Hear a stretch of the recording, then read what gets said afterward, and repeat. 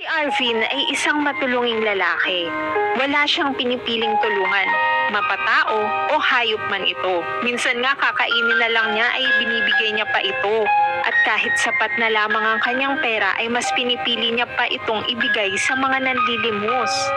Pero ano nga ba ang nakukuha niya sa mga kabutihan na kanyang binibigay sa kanyang kapwa? Hindi naman siya yung mayaman dito. At hindi naman niya ito binavlog para magkaroon ng maraming views. Pero dahil sa kanyang pagtulong ay nakakaramdam siya ng kakaibang kaligayahan.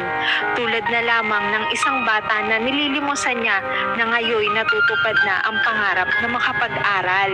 Kakaibang kaligayahan ng puso ang kanyang nadarama sa tuwing nakikita niya na napapasaya niya yung mga taong kanyang tinutulungan. Kaligayahan na kahit kailanman ay hindi matutumbasan ng pera.